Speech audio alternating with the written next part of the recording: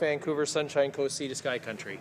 Mr. Speaker, small towns and villages bring out the best of Canadians, a sense of intimacy, the caring for one's neighbour, and the pursuit of excellence at individual and community levels. Lions Bay, BC is one of those great Canadian municipalities, known for its resilient, talented people small in number who like to dream big. Lions Bay was one of the first Canadian municipalities to proclaim National Health and Fitness Day. Its people take care of safety for a long swath of Highway 99. Its search and rescue volunteers and firefighters are legendary, and you'll not hear louder cheers for events than in Lions Bay, like the annual Grand Fondo bike race from Vancouver to Whistler. This is a community that works together, laughs together, and when tragedies occur, like the death of lovely little Erin Moore just before Christmas, cries together. Mr. Speaker, last Saturday, I had the honour to join many Lions Bay residents to celebrate the official opening of its updated community centre, supported by our government's Western Economic Diversification Fund. This centre is a place where individuals and families will gather to exercise together in body, mind, and soul. The Honourable Member for Abitibi, James Bay, Nunavik, AU. Mr. Speaker, it is usually with great honour that I stand in this House. But not today. Not today, Mr. Speaker. I rise today with deep pain, deep sorrow, and deep sadness. The community of Mistissini, the entire Cree Nation, the entire northern Quebec, Mr. Speaker, are mourning the loss of 5 young men in a fire while out on the land. There is no greater loss that a family and a community can face than the loss of a youth. Sadly, Mr. Speaker, today, Mistissini, HoC, and Northern Quebec are mourning and crying for 5 of them. It is therefore with heavy heart that I express in this chamber my condolences to the families and friends of David Jimikin, of Emmett Kunishish, of Juetten Kunishish, Kevin Loon, and Charlie Gunner. As a father, Mr. Speaker, I can't even begin to imagine the pain that families and friends are feeling today. So today, Mr. Speaker, I want to send my support, my love, and our prayers in these trying moments and this dark time of need. May their memories be a blessing as we collectively attempt to come to terms with this sad and horrible loss. My friend Jason Kunishish, who lost a son, a brother, and 3 friends in this fire, Mr. Speaker, said it best. Chemendu wichinan mshwe. Chemendu wichinan mshwe. May the Great Spirit stand with us.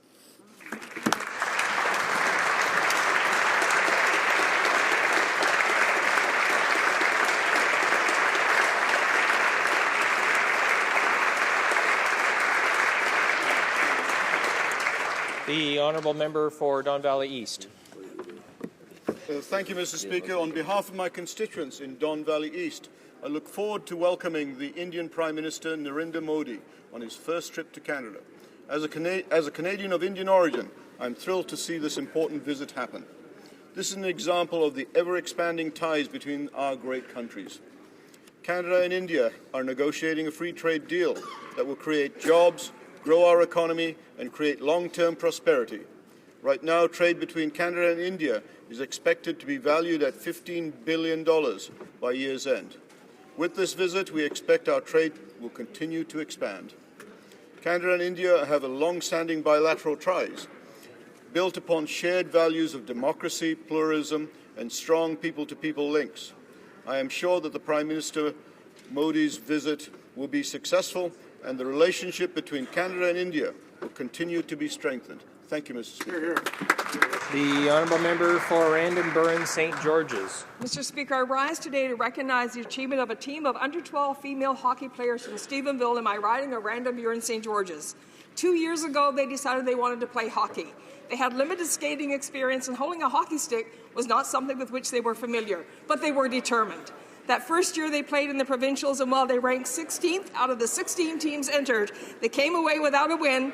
Everyone who witnessed them were blown away by their team spirit. Last year, with some experience under their belt, their play improved, and they ranked 6th out of the 19 teams that competed, which brings us to this year. They played in 3 tournaments before taking part again in the provincials, which included 20 teams. This same group of girls who lost every game they played 2 years ago, this year showed what commitment and determination can do. They went undefeated in every tournament in which they participated, winning the title of provincial champions in their category. I ask all members of the House to join me in congratulating the Stephenville Under-12 female hockey team and thanking the coaches who helped guide them to their newfound success. Thank you. The honourable member for Etobicoke Centre. Thank you, Mr. Speaker. I rise today to celebrate the first Pope John Paul II Day in Canada. We will forever celebrate and honour St. John Paul II on April 2nd each year. Pope John Paul II was a champion of freedom and human rights. His legacy goes far beyond his role as Pope. He was vital in promoting international understanding, peace building, a bridge between faiths, and a champion of youth. He was central to defeating communism in Europe and has left a profound and lasting impact on the world. I had the honour to meet him and to help bring World Youth Days to Canada in 2002, a memory I will always carry with me. I would like to thank my colleague from Mississauga East Cooksville for introducing the bill and for allowing me the honour of seconding it. Mr. Speaker, today, April 2nd, also marks the 95th birthday of my father, Lieutenant Colonel Zdzisław Opitz, a soldier of General Władysław Anders' Polish Second Corps and a Gulag survivor. I wish my dad 100 lat today. Thank you, Mr. Speaker. The honourable member for Winnipeg Centre. Mr. Speaker, on behalf of the Federal Caucus of the New Democratic Party, I wish to extend warmest wishes to members of the Jewish community as they gather to celebrate Passover with songs, wine, and a meal shared with family and friends. Families will gather to retell the powerful story of the exodus of the Jewish people out of slavery and celebrate the victory of freedom, faith, and hope over oppression, persecution, and hate. As families and friends gather together across the country at their Seder tables to share the story of their rich culture, faith, and traditions, it's also a time to reflect on the many blessings we have here in Canada and to remember those around the world who are still struggling to find the peace and security that we enjoy at home. So on behalf of Canada's New Democrats, we offer our best wishes to a happy holiday to families celebrating Passover across the country and around the world. Chag Pishach Shamich. The honourable member for Brampton West. Mr. Speaker, this past weekend was the 19th annual Celebrity Chefs Men Who Can Cook that was held in my hometown of Brampton. This is an event that brings together both professional and amateur chefs who compete for the title of Best Celebrity Chef. In the past 3 years, I've always enjoyed competing, but have never even come close to winning. Sometimes it's just the participation that counts. The United Achievers Club raises funds for great causes in our city. The funds raised from that event will have scholarships for young people in our community, and the balance of the funds will go into research for sickle cell research at the Brampton Civic Hospital. So please join me in thanking and celebrating the United Achievers Club of Brampton for all the good work that they do in our community. The honourable member for Huron-Bruce. Thank you, Mr. Speaker. Next week is National Dental Hygienist Week. 59% of Canadian children and 96% of adults have experienced cavities. 21% of Canadian adults have experienced periodontal issues. Research shows a direct link between oral health and overall health and well-being, such as periodontal disease being linked to a number of serious illnesses, including lung disease, diabetes, and heart disease. Dental hygiene is the sixth largest registered health profession in Canada, with 26,800 registered hygienists working in a variety of settings. Greater awareness of proper oral health practices and the need to regularly visit a dental professional is paramount to ensuring Canadians lead healthier and happier lives.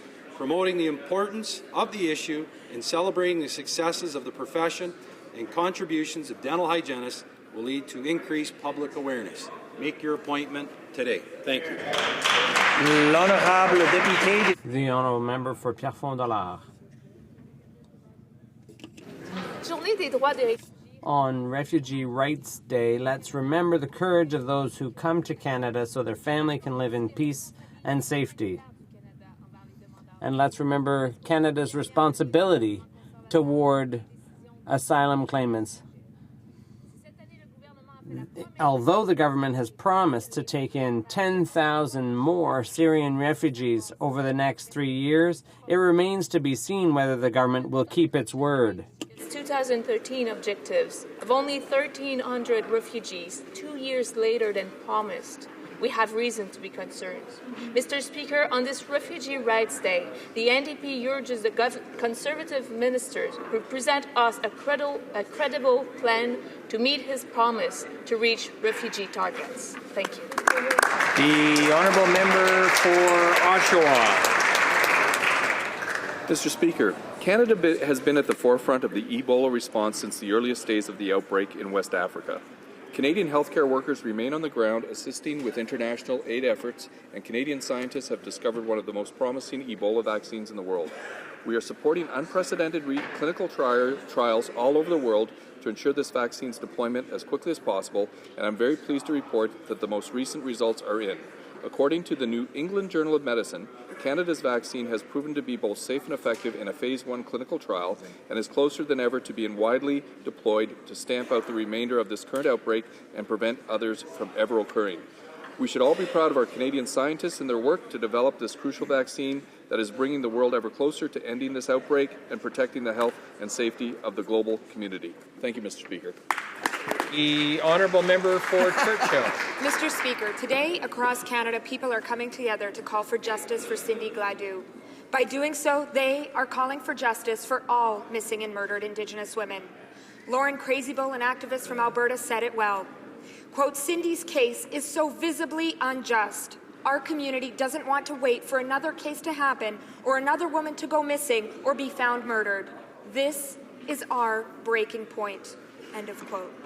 People and systems have tried to dehumanize Cindy Gladue, but today's calls for justice honor her memory.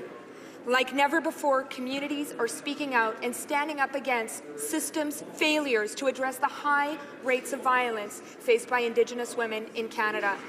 Today, thousands are gathered to send a direct message. No more missing and murdered Indigenous women. Today, they and we are calling for justice for Cindy Gladue and for all missing and murdered Indigenous women.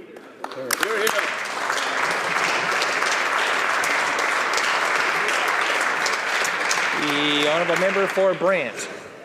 Speaker, earlier this week, the Parliamentary Budget Officer confirmed that the family tax cut and enhanced universal child care benefit will put more money in the pockets of every Canadian family with children.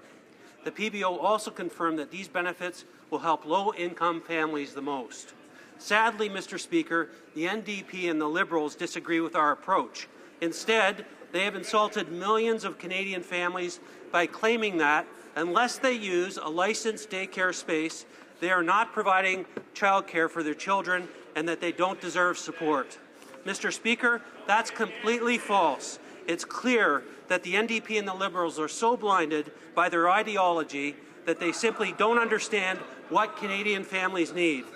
What they need is more support from the government for their choices, not less support for higher taxes like the opposition wants. Our Conservative plan supports every single family with children because we trust mums and dads with their child care choices.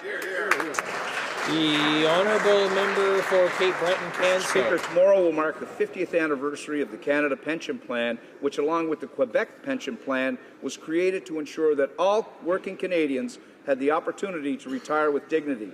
It sounds like common sense today, but at the time it took extraordinary vision, diplomacy, and the persistence of then Prime Minister Lester Pearson to get it done. But in the 1990s, the plan's future was in doubt and required major renovations to save it. Finance Minister Paul Martin Jr. built the business case, the social consensus, and the national momentum to rejuvenate the plan. A footnote, the plan received strong support across Canada, except for the provincial NDP governments in BC and Saskatchewan. Oh, and our current Prime Minister, he and his Federal Reform Party, they voted against it as well. The CPP was a historic accomplishment. However, retirement income insecurity is a growing fact of our life for far too many Canadians. All this to say, Canada is once again in need of a government that will honor Lester Pearson's ambition to ensure a fair, efficient, and adequate system of retirement income for all Canadians. The honourable member for Whitby-Oshawa. Thank you, Mr. Speaker. Our Conservative government is focused on the priorities of Canadian families. That's why we have introduced the family tax cut and the universal child care benefit that will put more money in the pockets of every Canadian family. This is in stark contrast to the NDP and the Liberal plan to raise taxes for all Canadians and take away the family tax cut, as well as the expansion of the universal child care benefit. Just this week, the Parliamentary Budget Officer confirmed that our plan will benefit 100% of Canadian families with children under the age of 18. Canadians know that they can count on our Conservative government to ensure that we give money back to the real child care experts. Their names are Mom and Dad. L'honorable député. The honourable member for Rosemont-la-Petite-Patrie. Mr. Speaker, despite all the criticism about the lack of oversight and the dilution of our freedoms, the Conservatives are stubbornly pushing C-51 through. The Minister of Public Safety even wants to celebrate by raffling off a rifle.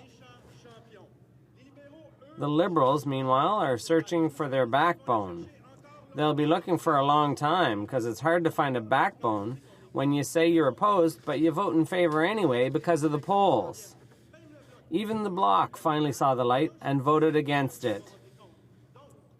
So all the opposition parties, except the third place party, are united. All progressives are now united behind the only party, the only leader who scoffed at pressure from the Conservatives, the only one who stood on guard from the beginning for our rights and freedoms, a man of deep conviction and the next Prime Minister of Canada, the leader of the NDP.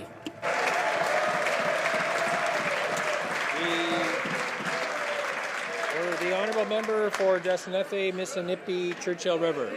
Thank you, Mr. Speaker. On Tuesday evening, the Anti-Terrorism Act of 2015 was passed by Public Safety Committee. This is thanks to the hard work of our Conservative members. If the Liberals and NDP had their way, our National Security Agency would be deprived of important tools and resources. The NDP introduced dozens of amendments that were needless. In fact, they even had to withdraw one because they had not taken the time to understand the practical impact. Not to be outdone, the Liberals voted to allow a free reign of terrorist travelers to get on an aircraft with law-abiding Canadians. Clearly, only our Conservative government can be trusted to keep the Canadians safe from terrorists. Question orale, oral questions. The honourable leader of the opposition. Mr. Speaker, first, the Prime Minister can't deliver a budget on time, even though all the provinces can. Then we learned that the first item in the budget is $7.5 million to promote the budget and the Conservative Party. Then the Prime Minister and the Finance Minister both flee the nation's capital to avoid answering questions. Now, we know that this budget will take billions from the middle class and give it to the wealthiest few. Is that why the Prime Minister won't answer questions about his budget? Because he's balancing it on the backs of the middle class? The Honourable Parliament Secretary to the Minister of Mr. Finance. Speaker, it's important that Canadians from all regions of Canada are aware of our recently announced tax relief and benefits for Canadians' families and know how to access them. Important tax breaks such as the doubling of the Children's Fitness Tax Credit, the increase to the child care expense deduction, the new family tax cut, and the enhancement of the universal child care benefit. It's our government's responsibility to inform Canadians how to access these important tax breaks before the opposition tries to take them away. The honourable leader for the official opposition. Interesting that they chose Canada Goose to make their announcement about the budget date. Because you remember who suggested serving Canada Goose to the hungry homeless? None other than Camembert Conservative Nancy Ruth. And, of course, this budget will only make the income gap worse. Jim Flaherty, Preston Manning, the Parliamentary Budget Office all say the Prime Minister's idea of taking billions from the middle class to give it to the wealthiest few is atrocious. His own speechwriter said it's socialism for the wealthy. Which is it? Let them eat camembert or let them eat goose? The Honourable Minister of State for Social Development. Well, Mr. Speaker, we are very pleased that we're going to be introducing a low-tax budget that will increase benefits to families, Mr. Speaker, consistent with what we have done since we came into government. Not only are we creating jobs and economic stability for this country, we have faith in Canadian families, we have faith in Canadian seniors, we have faith in Canadian businesses, and we're showing that faith by putting money in their pockets. We'll continue with that, Mr. Speaker. We won't follow the NDP high tax plan. The Honourable Leader of the Opposition. Since they took power, the Conservatives have presided over hundreds of thousands of good jobs in manufacturing. For several months now, scores of other jobs have been lost in retail, 1,500 just last week at Future Shop. There's a reason why the Governor of the Bank of Canada said that the results that we would be seeing are atrocious. He used that very word, atrocious, to describe the record. Instead of complaining about how cold the camembert is on their first-class flights, when will the Conservatives start helping the middle class? The Honourable Minister of Social Development.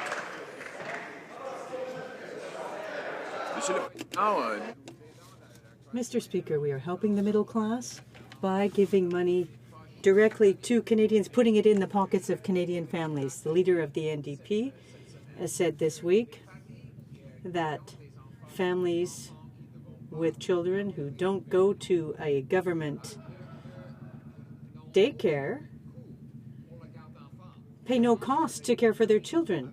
They think that children at home or staying with a family or with a neighbor don't have any costs associated with that, and they should apologize for a remark like that. For Timmins James Bay. Voilà, le grand fromage. That's the big cheese over there. While Canadians worry about paying for childcare, Conservative and Liberal senators are worried about the appropriate temperature for serving camembert. Senator Ruth is telling us that Canadians just don't understand how hard it is for her to fly and quote from around the world to show up in Ottawa. Well, get this, she lives in Toronto, so why are we being stuck with her flights? Does this government really believe it's appropriate that taxpayers get stuck with a bill for these globe-trotting aristocratic senators?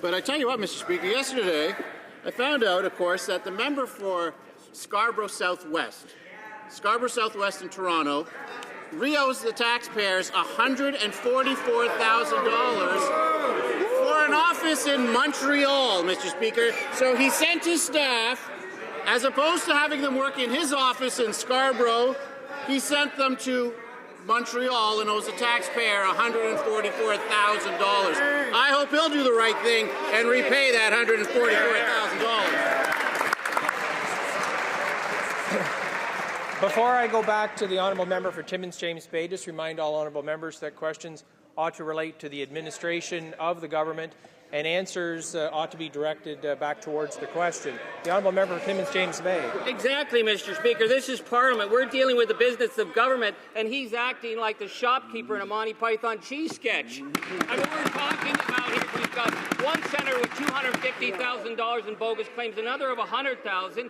and we're talking about taxpayer accountability. Next week, Mike Duffy goes on trial for charges of accepting a bribe that nobody is charged with giving him. The bribe involved the Prime Minister's lawyer and Chief of Staff. So we're asking the Prime Minister to clarify Canadians how this can be. Will the Prime Minister agree to speak at the trial? The Honourable Parliament Secretary of the Prime Minister. Mr. Speaker, as we've said on a number of occasions, we'll continue to provide all the assistance that is needed by the Crown in order to prosecute Mr. Duffy. He's accused of taking illegal expenses, and if he's found guilty of that, he should face the full extent of the law, Mr. Speaker. The only leader in this House that will be testifying in front of a court is actually the Leader of the Opposition, who owes $400,000 to the people of Canada for illegal office expenses. And he can bring 67 other members of the NDP with him when they explain to Canadians how they're going to repay the $3 million that they owe them in illegal expenses. The Honourable Member for West Mount Ville-Marie. Monsieur le Président, Mr. Speaker, according to TD Bank, the unemployment rate will go to 7% between now and the end of the year. And unfortunately, many Canadians are simply giving up on looking for a job. If the number of Canadians looking for work were at the same level as that it was at the start of the crisis, the unemployment rate would be 9%. Well, what should we do? Invest in infrastructure now, not in 5 years from now. But the government is placing its priorities on tax cuts for the richest, like the Prime Minister's family. When will this government stimulate growth and employment? Mr. Speaker, the best way to stimulate growth and employment is to put money back in the pockets of Canadian families, and that is what we've done with tax decreases, with the increase in the benefit for childcare. The Liberals voted against. They are opposed to that, and they want to take that money away from Canadian families by increasing taxes. Mr. Speaker, we are going to continue to create jobs. We have created more than 1 million net new jobs since the recession, and we are going to continue to create jobs. The honourable member for Kings Hands. Speaker, while Canadians wait for the budget, the Finance Minister is actually cutting funds for his department's Fiscal and Economic Analysis unit by more than a third. This minister has a history of making mistakes and introducing bad policy. There's his so-called small business jobs credit, which actually rewards firing workers. Then there's his $2 billion a year income splitting plan, which manages to be unfair, fiscally irresponsible, and bad for growth. Why is the minister getting rid of the evidence that might prevent him from making more mistakes? The Honourable Minister of State.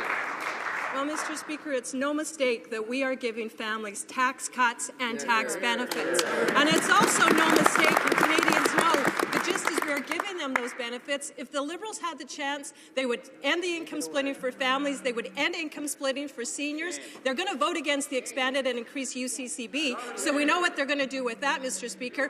We're going to continue to give money back to Canadian families, Canadian seniors, Canadian job creators. They can try to take it away and increase taxes. We'll never do that, Mr. Speaker. The honourable member for Kings Hands. Speaker, the Conservatives are more focused on advertising the budget than they are on writing it. Now they're spending $7.5 million tax dollars on budget ads this spring. Meanwhile, young Canadians are struggling to find summer jobs. A single ad during the hockey playoffs could help pay for more than 30 jobs in the Canada Summer Jobs program. When will the Conservatives stop wasting tax dollars promoting themselves? And when will they start investing in summer jobs for Canadians and help young Canadians get the jobs they need? Minister of Social Development. Mr. Speaker, I think Canadians are always amused when the Liberal Party talks about government funding for advertising. We're still looking for the $40 million missing dollars over there. Mr. Speaker, what our advertising will tell Canadians is that they're entitled to claim $1,000 for the Children's Fitness Tax Credit to help soccer moms and hockey dads, that they will get an increased universal child care benefit of almost $2,000 for kids under 6 and $720 for kids 6 through 17, that income splitting for families and for pensioners will put money directly in the pockets of the middle class. The Liberals don't want people to know about it because they would take that money away. The Honourable Member for Pierrefonds-Dallaire. Senators are complaining about having to respond to questions from the Auditor General. According to Senator Ruth, investigators can't understand the obligations of senators.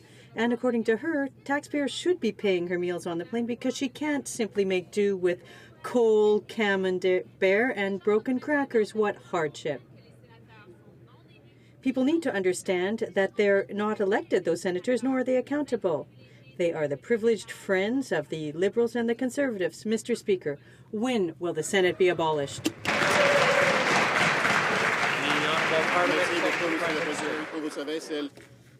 As you know, Mr. Speaker, the Senate is under investigation by the Auditor General for their expenses. At the same time, there's been an investigation in this House, and it has been discovered that the NDP owes $2.7 million for illegal offices, over $1 million for illegal advertising, Mr. Speaker, I would encourage the NDP to repay back the millions of dollars in illegal expenses that they accepted, Mr. Speaker. Don't wait. This is a party that has a history of being found guilty, Mr. Speaker, whether it's accepting illegal union donations or robocalls, Mr. Speaker. But here they have an opportunity to repay the $3 million. The honourable member for Churchill. Mr. Speaker, there's a major disconnect between what we're hearing coming out of the Senate and the serious issues that Canadians face on a daily basis. Very soon, the government is going to face a situation where many senators may end up in the same boat as Mike Duffy and Pamela Wallin. What's the government's plan? What are they planning to do to the Senate? Very good. The Honourable Parliament Secretary. Again, Mr. Speaker, as I just said, obviously it was the Senate that invited in the Auditor General to review all of the expenses of the Senate, Mr. Speaker. We thought that was a good step to take, Mr. Speaker. At the same time, Mr. Speaker, we also know that there's 67 members of the NDP who've been found guilty of illegally using House resources, Mr. Speaker. I would encourage them to repay it back. I know a lot of them think that that's actually funny, that owing the taxpayers close to $4 million is a funny thing. I can tell you this. Taxpayers don't think it's funny, and they think they should just simply do the right thing and pay it back. The Honourable Member for Saint-Lambert. Mr. Speaker, the Conservatives are making progress. They finally came up with a date for the budget. Now they need to come up with some real solutions to help Canadian families. The promise to change the UCCB is a smokescreen. According to the PBO, families with no expenses for childcare are getting the most. Why not instead invest that money in a childcare service that would really help families? The Honourable Minister of State. Mr. Speaker, the insult to Canadian families just doesn't stop from that side of the House. To somehow suggest that families who are not using licensed daycare and paying a specific bill are not incurring costs to themselves, you are completely out of touch with Canadian families. We're going to increase it. We're going to expand it. Listen to Canadian families.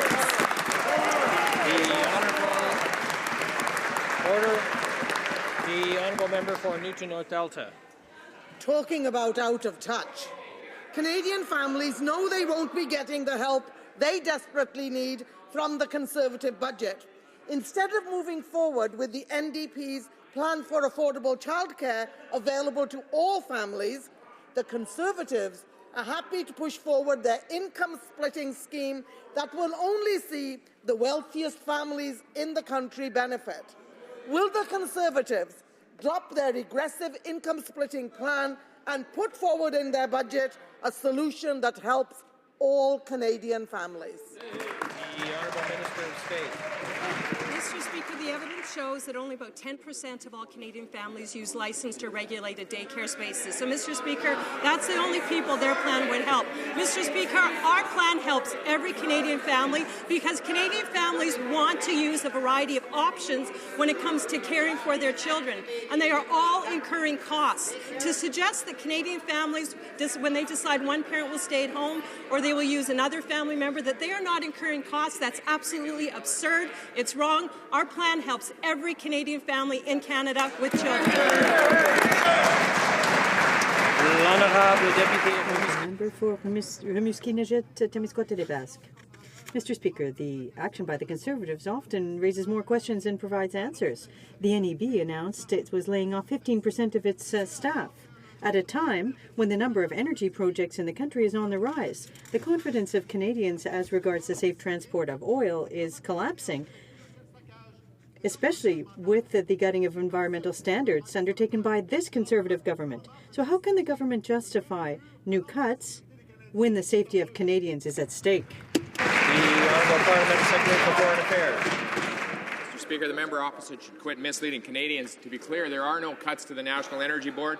Our government has a proven track record of increasing funding to the NEB and providing it with the resources that it needs to operate. That's right. What's the member opposite have to have a proven record of, Mr. Speaker? Voting against the increased funding for the NEB at every time that it's been proposed. That's right. The Honourable Member for Halifax.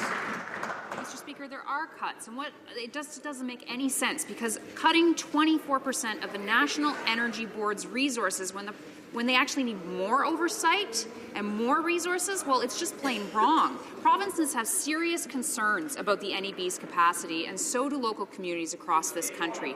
So how can Canadians trust that their safety is the #1 priority of this government when these cuts are going ahead? Hear, hear. The Honourable Parliamentary Secretary. Speaker, as I just said, there are no cuts to the National Energy Board. What do the members opposite do, Mr. Speaker? They vote against increasing inspections. They voted against increasing audits. They voted against implementing fines against companies that break the law. We'll take no lectures from them about the proper regulatory structure that we need in this country to protect these projects and the environment. L'Honourable Député. The Honourable Member for Portneuf-Jacques-Cartier. The Minister of Defence continues to make more and more mistakes. He was forced to admit that he didn't have the information to justify Canada's participation in Iraq and Syria. Except that on a file as important as that, Canadians expect a minimum of professionalism from the minister. The cost of the war will hit to $528 million by the end of the year, Mr. Speaker. Will the minister finally take his job seriously and verify the information before making those kinds of statements? Mr. Speaker, last week I disclosed the cost estimates for Operation Impact against the genocidal terrorist organization, ISIL. The additional costs of some $400 million. So, Mr. Speaker, we believe that these expenditures are justified given the threat that the Islamic State represents for Canadians and on the international scale. We must clearly combat this threat, and that is what we are doing now in Iraq with our Canadian forces. For St. John's East. Speaker, the Minister of National Defence says he regrets inaccurate information being put into the public domain regarding Syria, though he made no apology for his statements, nor about his claim that Canada was asked to extend the mission to Syria because we were the only country with precision-guided munitions, even though there were actually a dozen. Wow. Who made this request to the minister? Did it even happen? Why did this government use false information to justify Canada's decision to expand bombing into Syria? The Honourable Minister of National Defence. Mr. Speaker, again, I reported publicly the information that I received in briefings from the Canadian military. As the CDS has said, when new information came to light, he corrected the record. As Minister, ultimately, I'm responsible for all information provided to the Department, and I do regret that inaccurate information was provided. Having said that, the real reason, of course, that we are now preparing to strike ISIL targets in Syria is so that that genocidal terrorist organization does not have a safe haven in which to plan terrorist attacks against Iraq or other countries, including Canada, Mr. Speaker. We're doing the right thing by taking on this genocidal terrorist organization. The Honourable Member for Sackville Eastern Shore. Thank you, Mr. Speaker. Well, in the recent legislation brought forward by the government when it came to caregivers for our veterans, unfortunately falls woefully inadequate, Mr. Speaker. They identify possibly 250 caregivers by 2020 may be able to receive a $7,000 grant. But, Mr. Speaker, if a woman has to quit her full-time job to provide 24-hour round-the-clock care for the heroes of our country, they require more financial resources than a $7,000 stipend. So would the Parliamentary Secretary for the government, for Veterans Affairs, please advise, would they be willing to not only change the criteria of whose definition of a caregiver, but also would they increase the amount? Order. The Honourable Parliamentary Secretary for Veterans Affairs. Thank you very much, Mr. Speaker. The Family Relief Caregiver Benefit is an important new benefit that recognizes the vital contribution of informal caregivers to the health and well-being of veterans with a severe and permanent service-related injury. The proposed new Family Caregiver Relief Benefit will provide veterans with an annual tax-free grant of more than $7,000. This new benefit will require little to no paperwork, and it will not require receipts. It will provide the informal caregiver relief while ensuring that veterans continue to get the support that they need. This is an important new initiative that the opposition should support, Mr. Speaker. The Honourable Member for York West. Mr. Speaker, yesterday we discovered a $9 million cut to the youth employment strategy, and in other news, Conservatives found $7.5 million to spend on more wasteful ads. Well, Conservatives seem set on a strategy that moves money from helping the unemployed to phony ads that tell the unemployed that they're being helped. That's right. Conservatives spend widely on self-promotion during hockey playoffs and the Super Bowl, but yet cry poverty when it comes to real job creation. When are the Conservatives going to stop being more interested in selling themselves than in helping find real... The Honourable Minister of Employment. Well, there are two parts to the question. Let's start with jobs. Jobs for young people. Our government brought in place the Canada Apprenticeship Grant, which helps young people get into the trades. High demand fields that pay good salaries to our young people and gives them a brighter future. There have been 500,000 of these grants that have already gone out to help young people. The Liberals oppose that. On advertising, we are advertising the increased universal child care benefit, the thousands of dollars that families will save through income splitting.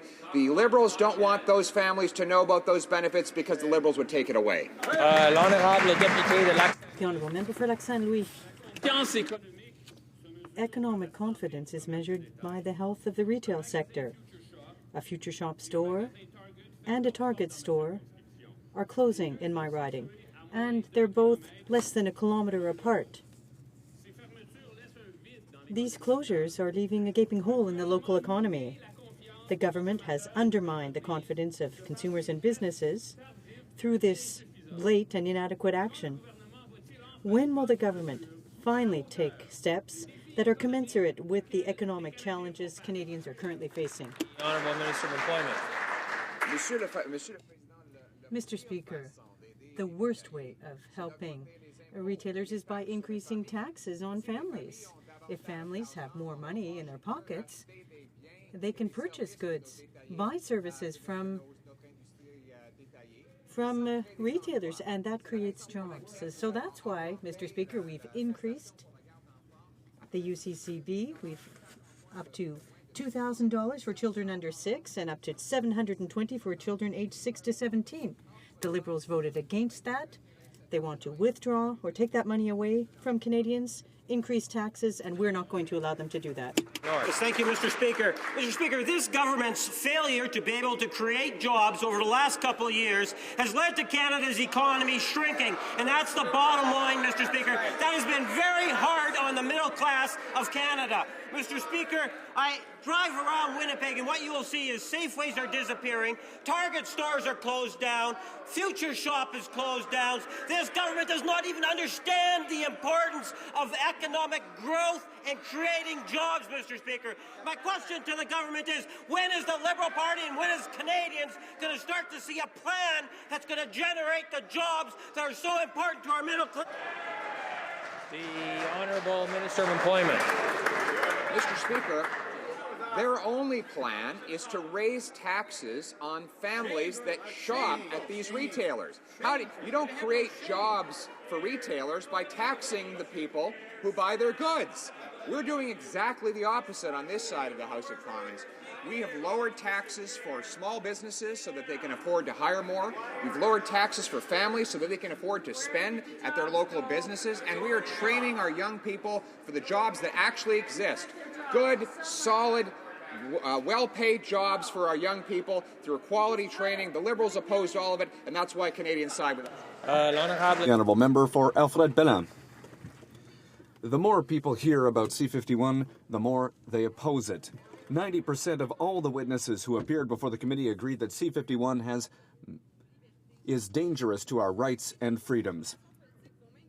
And there are a number of parties that have changed their minds and are now following the leadership of the NDP. Only the leader of the third party is letting the Prime Minister win instead of having principles. Will the ministers see the consensus against this bad bill and the need to withdraw C-51? The Honourable Minister of Public Safety. Mr. Speaker, I would like to thank the members of the committee who did important work over the last few weeks and who heard from dozens of witnesses over many hours, and all recognize that it's important to ensure that terrorists don't profit from the inability of government agencies to share information, or that we prevent terrorists from getting on airplanes, or that we shut down terrorist propaganda online, or that we make it possible to arrest potential terrorists. We are protecting Canadians' safety. Speaker, it's no wonder the Conservatives rushed C-51 through. They couldn't stand the opposition coming even from their own base. The more Canadians have heard about C-51, the more they oppose it. Even the Bloc has seen the light and won't vote for this dangerous legislation. And maybe even the Liberal leader will follow. But my question is for the Minister. After hearing overwhelming evidence that C-51 is ineffective and poses a threat to our civil liberties, will he listen to Canadians and abandon this fatally flawed bill? Honourable Minister of Public Safety. Mr. Speaker, there are so many good measures and check and balances in this bill that I want also to thank the member for having taken the time to listen to witness, such as the sister of a warrant officer, Patrice Vincent, or the member of the Muslim community, or again from the security or from academic as well, Mr. Speaker. And all agree that it is important that we ensure that we have threat diminishment measure, Mr. Speaker, so that we are able to prevent terrorists from using the gaps in our law to harm Canadians, Mr. Speaker. I want to thank the member, and we can reassure Canadians that we are taking the measure necessary to protect them against the terrorists. The honourable member for Beaches East York. Mr. Speaker, Toronto Mayor John Tory and 17 Toronto City Councillors whose constituents border the CP rail line have written to the Minister of Transport expressing their concerns about the transportation of dangerous goods through their neighbourhoods. With about 1 million barrels of oil going through Canadian towns and cities daily, with derailments across this country continually in the news, with Lac-Mégantic never far from our minds, is this minister going to listen to the concerns of Torontonians, implement the recommendations in this letter, and prevent another catastrophe? Honourable Minister of Transport. Thank you, Mr. Speaker. Mr. Speaker, I can confirm that we have received the letter. We've encouraged the municipality to work with the Federation of Canadian Municipalities, with whom we have a very strong relationship, in working on their rail advisory group. I meet with them at least 3 to 4 times a year, taking their concerns into great consideration as we continuously improve rail safety in the country. We have acted on their recommendations. They have indicated they're in agreement with the direction we're taking, and I value their relationship. Honourable member for Brassard-La Prairie. The Conservatives are still dragging their feet, Mr. Speaker, to prevent other derailments like the recent derailments in Gogama, the 4th in Northern Ontario since the beginning of the year. We've learned that CN will be reducing the speed of its trains that are transporting oil across the country. CN seems to be learning from its mistakes. What is the minister waiting for to show leadership and impose similar measures to the entire rail network? We are very proud of what we've accomplished as a government with respect to the improvements in rail safety in this country. It really has been unprecedented, and I'd encourage the honourable member to actually read what we have done so far, because it would save me the embarrassment of having to point out to him that we already did exactly that in an emergency directive last year.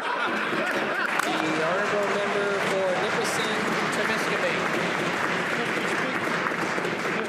When it comes to protecting our streets and communities, Canadians know they can trust. Since 2006, we've toughened laws, held violent criminals to account, and most importantly, stood up for victims of crime. In response to the Supreme Court's decision in Bedford, we brought in new criminal provisions to protect vulnerable Canadians from the harms of prostitution. The opposition dragged their feet and ultimately voted against the legislation. Could the Minister of Justice tell this House the kind of impact our legislation is having on our communities? Great question.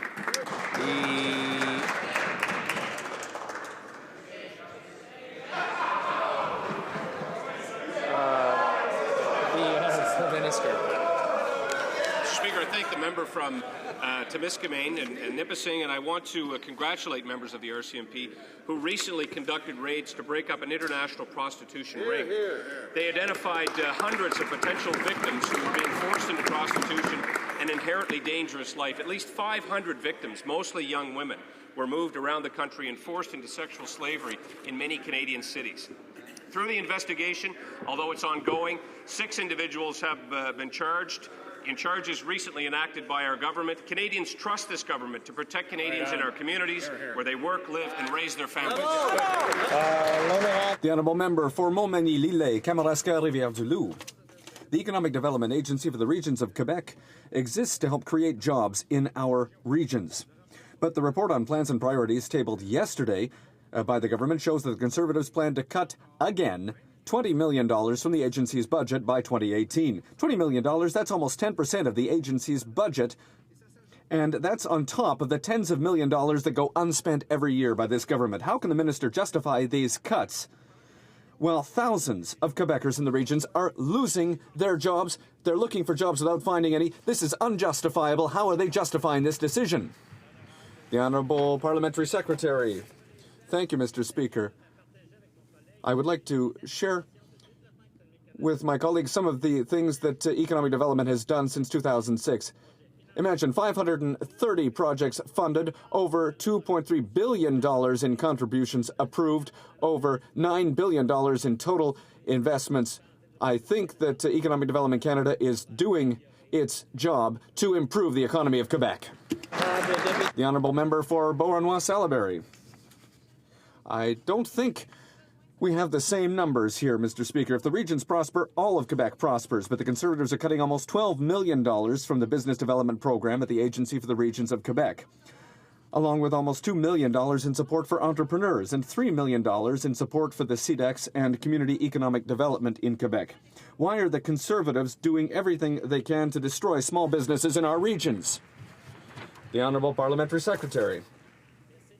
Thank you, Mr. Speaker. For 2011 to 2014, Economic Development Canada allocated $1.5 billion to the regions. Of that, 98% was invested to meet the needs of the regions. Unfortunately, the NDP always voted against these budgets that brought money for economic development of Canada in Quebec. Mr. Speaker, a new report from York University legal researchers says Hungarian Roma who came to Canada claiming refugee status have encountered systemic bias at Immigration Canada and unfair treatment by this government, despite increasing persecution and danger in their home countries. Between 2008 and 2012, only 8.6% of the more than 11,000 Roma refugee claimants were successful. Mr. Speaker, these systemic failures must be fixed. Will this government stop mistreating the Roma and denying them refuge? The Honourable Minister of Immigration and Citizenship. Mr. Speaker, Canada continues to have the most generous immigration refugee determination system in the world, and every country on the designated country of origin list demonstrates respect for human rights, offers state protection to those whose human rights are violated, and has mechanisms for redress if these rights are infringed. Mr. Speaker, it is not an accident that almost every country of the European Union is on the DCO list. The decisions the member is talking about were made by highly trained civil servants who follow our immigration laws. Our just and immigration rules are applied impartially based on the facts, Mr. Speaker, and we're not going to politicize these issues as the opposition would have us do. The Honourable Member for Vancouver Kingsway. Mr. Speaker, a family in Vancouver Kingsway is attempting to adopt their orphaned nephew who lives in Delhi, India. This child has no relatives left in India, and his uncle and aunt have already waited a year since applying to reunite their family. Yet, unbelievably, Immigration Canada says the adoption process will take another 31 months. Mr. Speaker, an immigration system that forces families to wait 4 years to adopt an orphaned child relative is simply unacceptable. Will the minister look into this case immediately and fix this broken system for all Canadian families? Doesn't sound generous to me. The Honourable Minister of Citizenship and Immigration. Mr. Speaker, the member opposite knows very well that he does a disservice to families affected by individual cases, worried about their files when he raises those issues before this House of Commons. We cannot talk about those issues in this place rightfully due to the restrictions of the Privacy Act. If he wants to talk about these issues, he should raise them outside of the House. Canada has the most generous immigration system, and we are among the leading countries in the world making adoptions happen, Mr. Speaker, resettling refugees. The Honourable Member knows that. The Honourable Member for Trinity Spadina. Mr. Speaker, this government's just renewed an anemic housing agreement with the province of Ontario. The province said thank you because it's got good manners, not because it's a good policy. In Toronto, this policy means that only 60 new units of apartments will be built in the next year, even though there's a waiting list in the city of 92,000 people waiting for housing. The Mayor of Toronto said this week that he needs more help, not the status quo. In fact, the city is now losing almost 250 units of housing a year while they wait for the federal government to act. But the question is this: why is the finance minister going to Toronto and speaking at a private club, making one of his colleagues rich, instead of being in this House, providing housing money and helping people in need? Exactly. The Honourable Minister of State. Well, first of all, I didn't realize that member now speaks for the provincial government of Ontario, because I can tell you that when I met and signed agreements with the Minister of Housing from Ontario, they are very pleased with our housing agreements. And you know why, Mr. Speaker? Because we provide funding, they match funding, and then they decide where the funding goes, Mr. Speaker. It's called working with the provinces. It's called doing our role, making our role as the federal government having the greatest impact, but working with provinces. I'd like to explain that to that member. I think he would understand it if we have a little more time to explain that simple matter to him. The Honourable Member for Vancouver Quadra. Last month, I asked about reservist leading seaman Robin Young. She was misdiagnosed and injured by a military doctor, and so she lost her health, she lost her job, and she lost her benefits. The minister said he would do everything possible to help, but he did not. Last week, I asked again. The minister said he would do everything possible to help, but again, he has not. This brave soldier and her mom will be homeless in just 2 weeks. Why doesn't the minister just keep his word to Robin? The Honourable Minister of National Defence. Mr. Speaker, I've instructed the Armed Forces to cover all of Ms. Young's medical expenses related to her present condition, going back to before DNT was even aware of that condition. My instruction was clear. This is to continue regardless of the outcome of the current review. In fact, the Armed Forces covered the cost of her relocation to British Columbia and provided her with interim housing upon her move. If there are any other outstanding medical claims, we encourage her to submit them to the Armed Forces, who are providing full support for her medical and rehabilitation costs. I've also instructed officials to treat all of Leading Seaman Young's requests as a priority and provide her with everything that can be made available to her. There you go. The Honourable Member for Thunder Bay, Rainy River. Thank you very much, Mr. Speaker. Thunder Bay city officials have announced that the federal government has rejected a gas tax fund request for the proposed Thunder Bay Event Centre.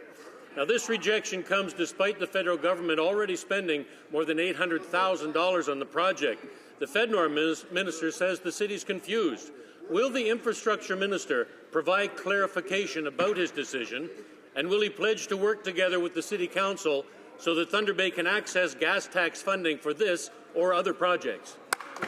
The Honourable Minister, Permanent Secretary for Foreign Mr. Speaker, our government's Building Canada plan is the largest infrastructure program in our country's history. We provided the City of Thunder Bay the finances necessary to complete the detailed design and schematics for the proposed new event and convention centre, and further support will be contingent on the proposal being consistent with the criteria for funding established by the Province of Ontario and the Association of Municipalities of Ontario, which came into effect last year. The Honourable Member for Chambly-Beaudoin. Mr. Speaker, the excessive speed of boats on the Richelieu River is causing a nuisance, is dangerous for swimmers and paddle sports, and is accelerating erosion of the riverbanks. All of the mayors in the Richelieu Valley have joined with me and my provincial colleague in asking for the Minister of Transport to simplify the overcomplicated federal regulations. They're much too complicated. Is the minister ready to help us listen to the regional consensus and adopt a speed limit for boats on the Richelieu River? The Honourable Minister of Transport. Thank you, Mr. Speaker. Mr. Speaker, I should let the honourable member know that I have brought this up with my officials already. They're looking into the matter with respect to process. But I'd also like to say, Mr. Speaker, how refreshing for the member of the opposition to seek less red tape and less regulation. It's kind of a break from the honourable member for Scarborough East. Mr. Speaker, on Monday, our government introduced the Support for Veterans and Their Families Act to recognize and fulfill the obligation of the people and government of Canada to show just and due appreciation to members and veterans for their service to Canada. But veterans and their families are already seeing results. Can the Parliamentary Secretary to the Minister of Veteran Affairs please update this House on the progress we are continuing to make for veterans and their families. The Honourable Parliamentary. Thank you very much, Mr. Speaker, and I'd like to thank the member for Pickering Scarborough East for his hard work for our veterans. Of the 5 great initiatives announced by the Minister of Veterans Affairs to improve benefits for injured veterans, 2 have already come into effect. Effective April 1st, we have expanded the eligibility criteria for the permanent impairment allowance so that more veterans are eligible for financial support each month. And also effective April 1st, the earnings loss benefit is now calculated in the same way for reserve force veterans as it is for regular force veterans, and this is all about respect for veterans. Mr. Speaker, I encourage the opposition to support these initiatives and our other government initiatives. Thank you, Mr. The Honourable Member for Mount Royal. Mr. Speaker, yesterday, the Minister of Foreign Affairs made an appeal for clemency for Raif Badawi. But simply appealing for clemency won't lead to his immediate and unconditional release, nor his reunification with his family in Quebec. Will the government explicitly demand the immediate, unconditional release of Raif Badawi, as requested by the motion passed unanimously yesterday by this House, so that Mr. Badawi can be reunited with his family here in Quebec? The Honourable Minister for Affairs. Well, Mr. Speaker, with the passage of the motion, that's exactly what we are doing. We consider the punishment of Mr. Badawi to be a violation of human dignity. There have been representations made to the ambassador, to the government, and the government will continue. The Honourable Member for La Salle-Mar. New regulations proposed by the Conservatives are a major concern to the mutual insurance sector because these new regulations will create 2 classes of policyholders. Why is the government not requiring that all policyholders be treated fairly or that capital be invested in communities? Why are the Conservatives, with these new regulations, threatening the future of mutual insurance companies by putting in place incentives that could lead to demutualization? Mr. Speaker, I know that the mutual insurance industry has made its concerns about this issue very clear to the government. Of course, the primary questions here are of a provincial nature. However, we are, of course, in dialogue with the industry, and I know that the Minister of Finance is following this very closely. The Honourable Member for Vancouver South. The Budget Officer confirmed that our family tax cut and universal childcare benefit will put more money into the pockets of every Canadian family with children. The PBO also confirmed that these benefits are progressive, helping the lowest income families the most. Can the Minister of State for Social Development please inform the House about why the government believes that all families deserve support? The Honourable Minister of State. Thank you very much, Mr. Speaker. Thank you to the member from Vancouver South for the great work and the very good question. Mr. Speaker, PBO did report definitely that our benefits help lower to middle income families the most, which is what we've been saying. He also confirmed that every Canadian family with children will benefit. We recognize, Mr. Speaker, there's no 2 families that are alike in Canada when it comes to the needs and the decisions that they make regarding childcare. So we'll continue to support all Canadian families. While the NDP plan leaves out 90% of Canadian families, we'll support all Canadian families regardless of The Honourable Member for Saint-Léonard Saint-Michel. Mr. Speaker, palliative care is inaccessible to most Canadians. Today, only 15% of Canadians have access to palliative care in a hospital. An initiative that was in the budget for 2011 ended in March. After 3 years of consultation, will the minister finally put in place a new plan in collaboration with the provinces for new palliative care? Parliamentary Secretary for Health.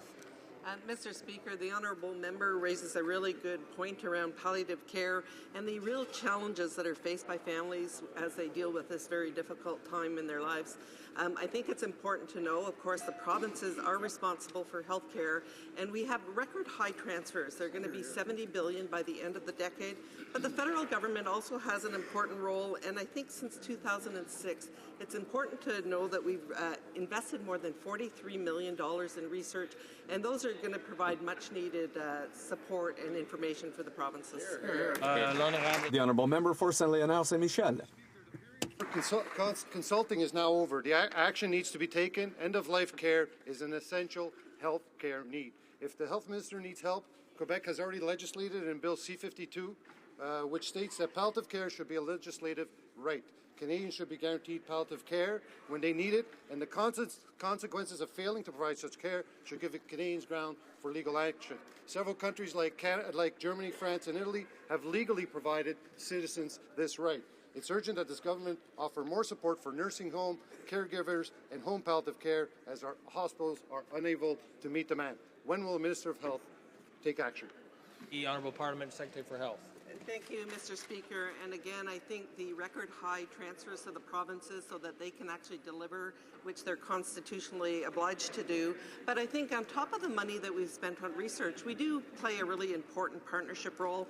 Another example of something that we've done is the $6 million to the Pallium Foundation, and that provided palliative care training for healthcare providers. So again, important for us to work in partnerships with the provinces who deliver healthcare, but we can provide them much valued information around research, and again, things like the recent budget in terms of Pallium. Thank you. This concludes question period for today. Happy Easter all. Mr. Jordan is on his feet, sir. The Honourable NDP House Leaders rising on point of order?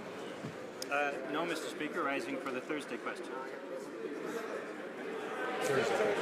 Pardon me, I was felt like Friday there for a moment. The Honourable NDP House Leader. Thank you very much, Mr. Speaker. We certainly learned this week what Conservatives are really concerned about. Is it the 400,000 manufacturing jobs that have been lost in this country? No, it's not that. Is it the lack of access to childcare across this country? No, it's not that, Mr. Speaker. What concerns Conservatives, and this was reported by a member of the National Conservative Caucus, is the temperature of their cheese, Mr. Speaker. These Camembert Conservatives are more interested in that than they are on fundamental issues. And, Mr. Speaker, what we'd like to suggest to them is that they should be more concerned about the atrocious state of the Canadian economy, as the head of the Bank of Canada said. They should be more concerned about the record debt load that Canadian families are experiencing. People say Tory times are tough times. Well, here's a very much proof for the average Canadian family. They should be concerned, of course, about cuts to food safety and rail safety on their watch that have left, tragically, the death of dozens of Canadians. And they should be concerned about 1,200 missing and murdered Indigenous women, Mr. Speaker. Those are issues that I think most Canadians believe the government should be concerned about. And the good news, Mr. Speaker, is that there is only 200 days today to the end of this government on October 19th. Only 200 more days before Canadians will actually